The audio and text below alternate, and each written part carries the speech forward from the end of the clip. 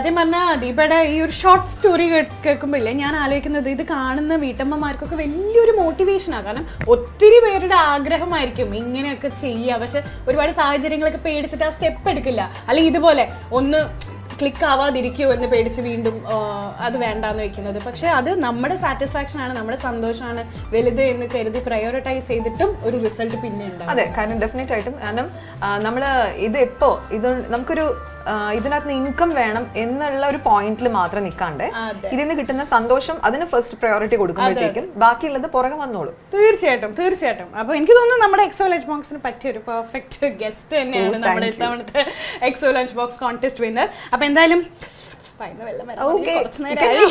കഴിച്ചു നോക്കൂ. കഴിയട്ടെ. കിഡിലൻ പാവ്ലോവ. നോട്ട് ചെയ്തോളൂ. ഞാൻ എവിടെയെങ്കിലൊക്കെ പോയാൽ കുറച്ച് ഓവറാക്കാം. അല്ല ഓസ്ട്രേലിയയിലൊക്കെ പോകുമ്പോൾ എനിക്ക് പാവ്ലോവ മതി എന്ന് പറഞ്ഞാൽ ഇതാണ് ഐറ്റം. ഓക്കെ, അപ്പൊ ഇനി ദീപ റെസ്റ്റ് എടുക്കും. ഞാൻ എന്റെ ജോലി ചെയ്യട്ടെ കുറച്ച് നേരം. ഞാൻ ഇനി നിങ്ങൾക്ക് ഇന്ന് ഉണ്ടാക്കാൻ പോണ കാര്യങ്ങൾ എന്താന്ന് കാണിച്ചു തരാം. അമ്മയുടെ അത്ര സൂപ്പർ അല്ല കേട്ടോ ഞാൻ കുക്കിങ്ങിൽ, പക്ഷെ നമുക്ക് നോക്കാം അല്ലേ. അപ്പൊ ഇതൊക്കെ ഞാൻ ഒന്ന് ക്ലിയർ ചെയ്യാം. അപ്പോൾ ഇന്ന് ഞാൻ ഉണ്ടാക്കാമെന്ന് വിചാരിച്ചത് സിമ്പിൾ ആയിട്ടുള്ള 2 സ്പെഷ്യൽ ഐറ്റംസ് ആട്ടോ. അപ്പോൾ ഒരെണ്ണം എന്ന് പറയുന്നത് മെയിൻ കോഴ്സ് ഒരു സ്പെഷ്യൽ ഫിഷ് ഫ്രൈ. നമുക്ക് എല്ലാവർക്കും ഫിഷ് ഫ്രൈൻ്റെ ബേസിക് റെസിപ്പി അറിയാം, പക്ഷേ ഒരു ചെറിയൊരു വ്യത്യാസം വെച്ചിട്ട് ഒരു ഫിഷ് ഫ്രൈ. പിന്നെ എൻ്റെ കൂടെ ഒരു നെയ്യിൽ മുപ്പിച്ച ചോറ്. പിന്നെ എൻ്റെ കൂടെ ഒരു ലഞ്ച് ബോക്സ് റെസിപ്പിയും കൂടെ, ഋതുവിന് സ്കൂളിൽ കൊണ്ടുപോകാൻ ഒരു പുതിയൊരു റെസിപ്പി.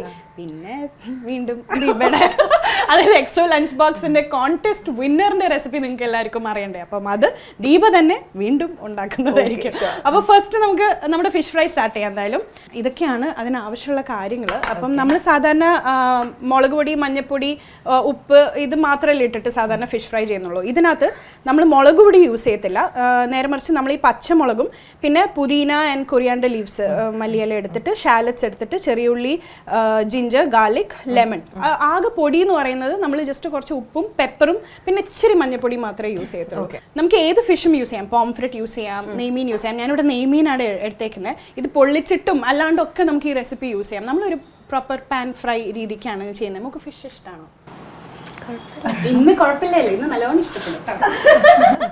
അപ്പോൾ എന്തായാലും നമുക്ക് ആദ്യം ഇതൊക്കെ കൂടി ഒന്ന് അരച്ചെടുക്കാം. ക്വാണ്ടിറ്റി ഒക്കെ ഇത്ര തന്നെയാണ്. ഇപ്പം ഇത്രയും പോകുന്ന 1 2 3 4 5 5 ചെറിയ പീസ് ഫിഷിനുള്ള ക്വാണ്ടിറ്റി മാത്രമേ ഉള്ളൂ. ഇത് ഒരുപാട് സ്പൈസി അല്ല. ഇതിൻ്റെ കളറാണ് ഇതിൻ്റെ ഹൈലൈറ്റ് ആവാൻ പോകുന്നത്. ഇതിൻ്റെ കളറാണ് ഇച്ചിരി വ്യത്യാസമാവാൻ പോണത്. സാധാരണ നമ്മൾ ബ്രൗൺ കളർ, ഒരു റെഡിഷ് ബ്രൗൺ അല്ലേ, ഇതിനകത്ത് ഒരു ടിഞ്ച് ഓഫ് ഗ്രീൻ ഉണ്ടാവും ബിക്കോസ് ഓഫ് ദ മിന്റ്. ഒരു 1.5 ലെമൺ ഇട്ടിട്ടുണ്ട്.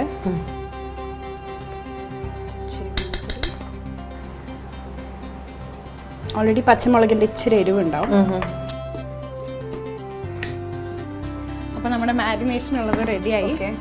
സത്യം പറയാം, എക്സ്പേർട്സിന്റെ മുമ്പിലേ ഇതൊക്കെ ചെയ്യാൻ ഭയങ്കര കാര്യത്തിൽ ശില്പ പേടിക്കുകയും വേണ്ട. കാരണം ഞാൻ ഈ മേഖലയിൽ വല്ലാണ്ട് കൈവയ്ക്കാറില്ല. എന്നുവെച്ചാൽ കുക്കിംഗ് എന്ന് പറഞ്ഞു കഴിഞ്ഞാൽ സിമ്പിൾ കാര്യങ്ങളൊക്കെ ഉള്ളൂ. അതിനകത്ത് വല്ലാണ്ട് പരീക്ഷണങ്ങൾക്കൊന്നും വലിയ താല്പര്യം. ബേക്കിങ്ങിലോട്ടാണ് കൂടുതൽ. മാത്രമേ നമ്മുടെ എന്നാ കണ്ടുപഠിക്കൂ, നോക്കൂ, എല്ലാം ക്ലിയർ ആയിട്ട് വാച്ച് ചെയ്യും.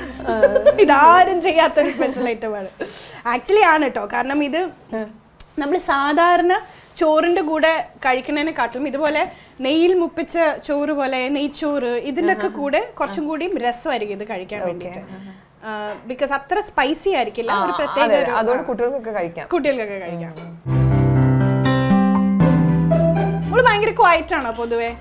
സൈലന്റ് ഗേൾ ആണ്? അങ്ങനെ വലിയ സൈലന്റ് ഒന്നും അല്ല, വയലന്റ് ആണ്. വയലന്റ് ആണ്. അമ്മയുടെ അടുത്ത് മാത്രമേ ഉള്ളൂ അല്ലേ? അല്ല, ഫ്രണ്ട്സിന്റെ അടുത്തൊക്കെ അത്യാവശ്യം നല്ല ആക്റ്റീവ് ആണ്. പക്ഷെ പൊതുവെ അടുത്ത് ഞാൻ കുറച്ച് ഡീസന്റ് ആവുന്നതായിരിക്കും. പക്ഷെ ഞാൻ ആ മറ്റേ നമ്മുടെ പാവ്ലോവ കഴിച്ച സമയത്ത് നമുക്കൊരു പുച്ഛ ചിരി ഞാൻ കേട്ടു. ഞാനത് വിഴുങ്ങി ഉടനെ ഒരു ചിരി. ഇപ്പം പാൻ ചൂടായിട്ടുണ്ട്. കുറച്ച് വെളിച്ചെണ്ണ ഇട്ട് നമ്മൾ ബേസിന് ഒരു കറിവേപ്പില തണ്ടെടുത്ത് ഇടുകയാണ്.